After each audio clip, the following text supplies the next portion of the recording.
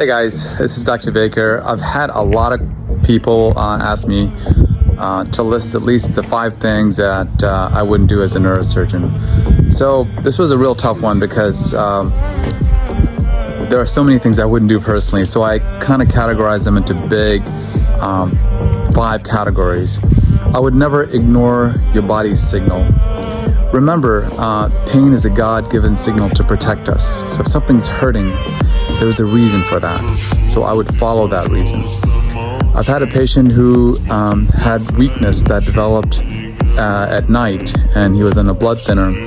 His legs were weak, and he just thought he would just sleep it over, and by the time he woke up, he was paralyzed. He was on blood thinner, he had compression of his spinal cord, and by the time he got that decompressed, it was too late, so he lost function. So never ignore your body's signal. By the same token, if you have any numbness and tingling, that could be a sign of spinal cord compression, stroke, tumor, you name it, anything.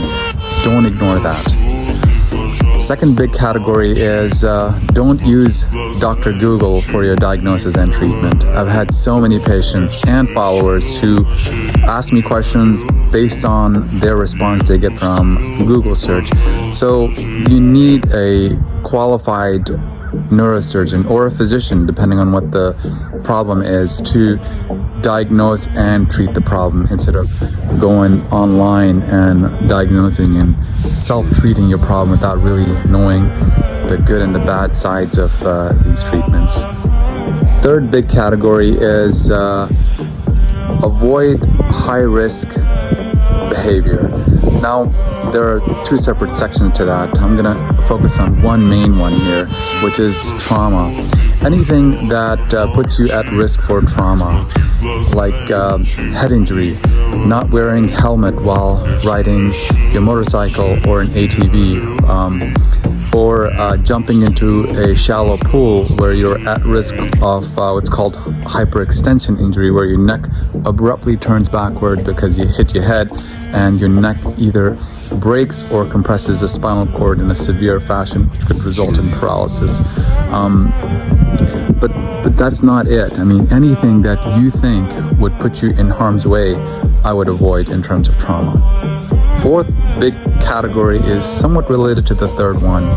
It's related to high-risk behavior, and I put using drugs, smoking, alcohol use in that category. Obviously, drug use, I'm not here to promote drug use. There are all kinds of different drugs, and my personal philosophy is avoid them altogether if they're not benefiting you in any way.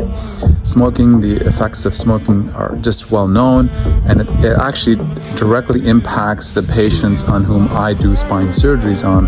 They have worse outcomes, patients who smoke compared to patients who don't. Alcohol, in the past, they used to say 1 glass of wine was good for you, but evidence is very clear, and especially in my field as a neurosurgeon, we know that even the small amount of alcohol patients consume can have a negative effect on their brain. It's considered a neurotoxin, and we know that brain shrinks in patients who drink alcohol, so avoid it altogether if I were you.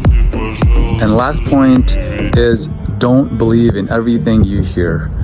Especially on social media, there are all kinds of influencers out there. In order to get more followers, they come up with really very, very broad and misleading statements that they give, and non-scientific explanation.